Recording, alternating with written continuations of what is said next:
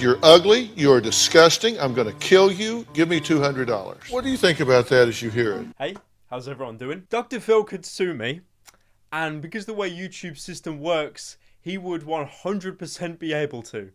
Go mentally deranged, yeah? Go brainless, yeah? Go wacky. Go positively bonkers, yeah? Go mad, bruv. Lose your marbles, yeah? So you guys know Dr. Phil has a show with the same name, brings on troubled families explaining their dilemmas, has some kids on that spat a bunch of memes. Please or God. Boy! One of them's addicted to Fortnite, the other's like murdered 5 people in a head-on collision. He also created his very own memes, like for example the Catch Me Outside girl, Danielle Brigoli. Catch me outside, how about that? Sorry, I didn't get that. Are you speaking English? Who he himself actually regrets making popular. Catch Me Outside girl. How did this happen? Oh, God. Out of all the different shows, you made a monster. I know. I mean, it's my moment of infamy. You have a fucking serious problem. Now, because Dr. Phil is a family-friendly channel, I'm gonna kill you. YouTube promotes it and everyone's recommended. It's kind of like those late night shows you see coming up on trending or in your recommended. They just won't go away because it's incredibly safe. So YouTube promotes it, they can fill it with ads. Everyone's happy from a business standpoint. They're annoying, no one likes them, it's superficial content, but it is incredibly safe for YouTube to promote. So YouTubers then started to react to Dr. Phil highlights because, you know, if a Dr. Phil video can get 19 bajillion views, maybe my video criticizing them might get 1. Please no. Bro, I'm really about to get your pickle chin that boy. And these Dr. Phil reaction videos work. You can see channels that get a semi-consistent viewer base. Whenever they do a Dr. Phil video, it just shoots up, forced into everyone's recommended. And like most instances when a meme or something becomes popular on the site, big companies move in and they try and profit off it. What are you talking about? I want to know! Elliot, who are you talking to? You mean I'm talking to...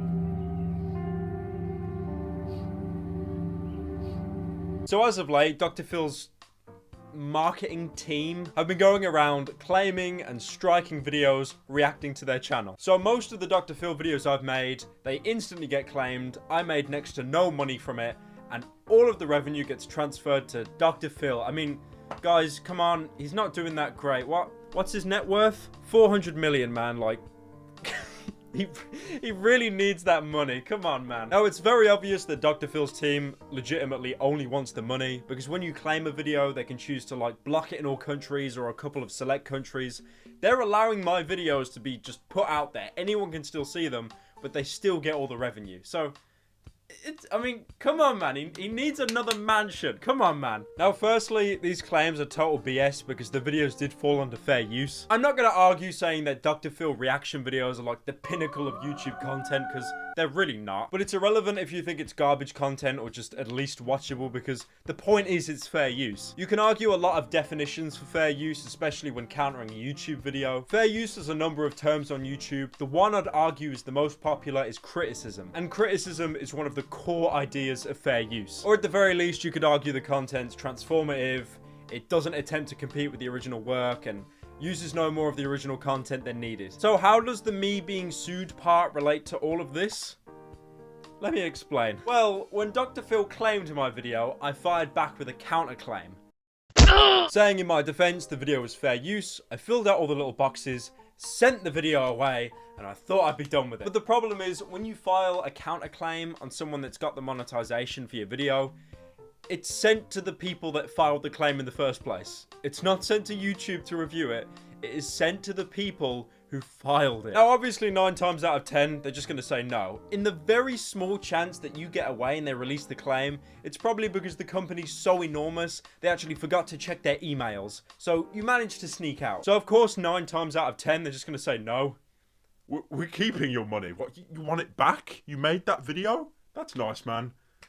Go away. Remember that monetization feature that YouTube implemented? The money would be withheld until a winning party came forward. Again, they're gonna wait until the very last day they can appeal and then deny it anyway. All the money in the waiting period gets sent straight to them. These corporations know exactly how to play the system. I digress. So they claim my videos. I argued fair use. They came back at me saying I was wrong, took all the revenue from the waiting period, and now I get the option to file a counter claim. But the thing is, if your second counter claim fails, they can actually take the video down and you receive a strike on your channel. You don't need a glowing brain to tell that YouTube strikes aren't great. I mean, you can't live stream for one, and it just gets worse from there. So in most cases, when I do a video and it gets a claim and they deny it, I leave it. Mostly because it's music based, and music is really hit or miss. Like, if you used Drake in your video, that's it. They own the entire video and all the monetization of it. It's stupid, it's messed up, but that is how music works. Visual, on the other hand,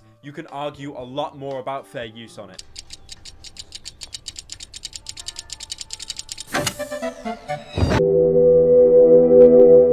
You get a lot more free reign with visual content, so I stood my ground and filed a secondary counter appeal. And the second time you appeal a video, you have to forward all of your personal information to the claimant. I don't want Dr. Phil having this information, but, you know. Go sit in the middle of the road and let a car run over you. Now, you need to send them this information in case it can't be resolved and they want to get in contact with you. So, hey, Dr. Phil.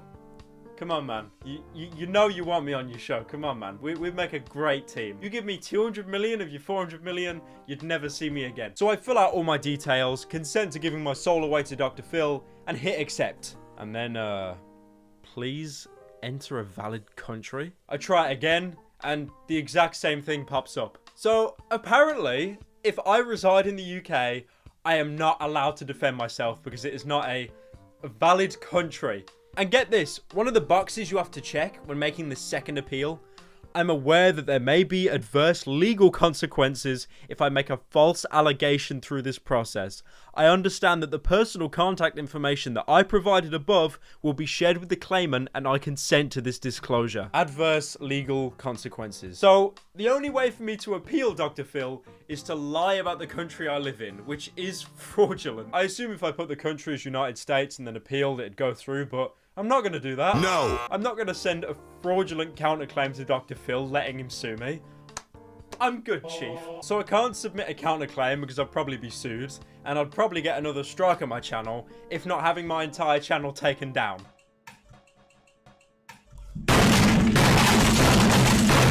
I've noticed other YouTubers like PewDiePie trying to circumvent the claim. They'll just have like a quarter of the screen dedicated to Dr. Phil, and the rest will be like a colourful background, but what is the point? As YouTubers, we should be allowed to criticize people under fair reason. Again, Dr. Phil content isn't peak YouTube. Most of it sucks ass, I'll happily admit that. But YouTube needs to fix this error because I can't even defend myself as a creator. And if it starts with Dr. Phil, these holes in the system, bigger and bigger companies are going to swoop in, claim all your videos, and you can't even argue in defense. So yes, Dr. Phil, you win this round. You get all my revenue, but no, you won't be seeing me in court. So yeah, this was just a little rant video. I'll be uploading actual content soon. I guess this is kind of the death of Dr. Phil videos. Is that a bad thing though? I mean, come on. It's not. But yeah, point of the video is there's a massive flaw on YouTube and they need to fix it, because if this was like another video that I actually spent time in and then some retard claims it, like, okay. It's great, man. I gotta move to America to counterclaim. Okay, man. Great. Sounds great. Also, Dr. Phil, I wasn't joking. I would love to be on your show. Oh my god. Please put me on your show. Okay, guys. Because this is probably the last Dr. Phil related content you'll ever see on the channel, thankfully, I wanted to do a send-off by reacting to one more Dr. Phil video. This is the final video, and after this, no more Dr. Phil. I'll probably start a try not to laugh challenge instead. Dr. Phil, please don't claim me. What Dr. Sophie is saying is absolutely, no way. By oh my definition goodness, of the law. Wow. Dr. Phil Your just daughter said that. is not capable. Wow. My mom really, honestly, is my best friend because she really does understand me. Don't care. The real world can kiss my ass because it's gonna. Whoa! Whoa, chill out. I have the worst issue with authority, and I can't stand being. Is that a ciggy in her nose? Little ciggy. I have spent about $1 million or $2 million on my wardrobe. What is that? What is that picture? What's good, internet? Welcome back to Grim. I know I mentioned it in our last video. Hold up. Is this guy playing the last game Leafy played before he killed himself? Well, hi! What's up, everybody? Welcome back to a brand new video. So, God, I wish I could make all videos like this, man. I wish.